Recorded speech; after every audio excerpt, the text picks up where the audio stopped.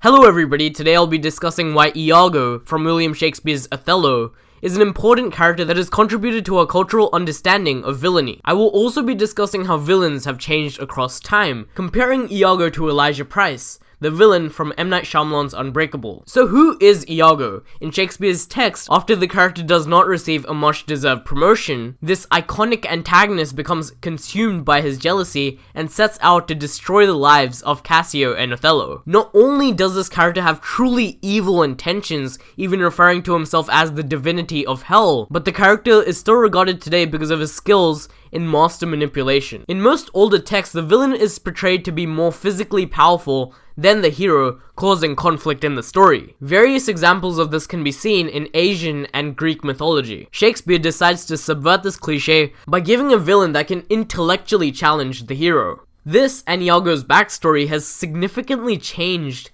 how we look at villains in modern society. Not only has it changed how viewers interpret a text, but it has also changed how composers write and develop particular characters. To illustrate this, I will compare the Victorian text to a modern text, Unbreakable. Before we see how these characters have evolved throughout time, it is important to discuss the similarity between these characters so we know that this is a valid comparison. The first and most apparent similarity between these two characters, Elijah and Iago, is that they're not exactly what they seem to be to the heroes of the story. Elijah hides his evil past actions, while Iago disguises himself as a noble man. The characters also serve as character foils against the heroes of their narratives, while also being the catalyst towards their foils' journey. The differences between these characters begin when we analyze what their intentions are and what these abhorrent actions that they commit eventually achieve. Elijah Price feels compelled to complete these actions because of a lack of identity and purpose in his life. This is shown when he says, "Now that I know who you are, I know who I am." This character simply needs to help our protagonist get out of his monotonous life because he is destined for so much greater than that. He himself, until now, has experienced a life without motivation, him even saying, "Do you know what the scariest thing is? To not know your place in this world. To not know why you're here."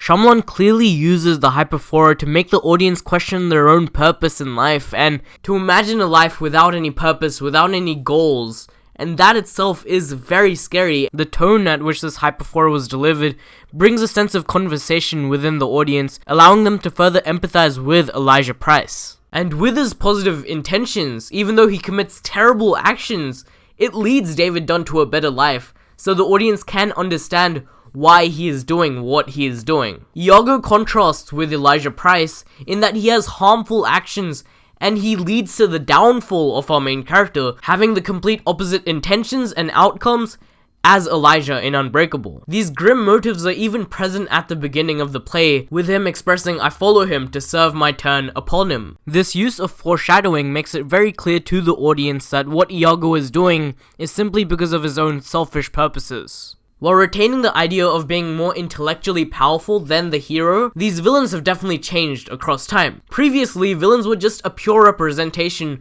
of evil, while in contemporary society, an audience wants to see realistic characters. Characters that represent humanity authentically with both aspects of good and evil. The study of villains is very important in literature to understand what a society deems as good and evil, and how a society represents people who have opposing worldviews. Our analysis of Iago has reflected on a past culture that neglected people who act selfishly towards their own personal gain, while studying Elijah has shown us our value of purpose and meaning in our usually repetitious lifestyle. And I'm just gonna shut up now.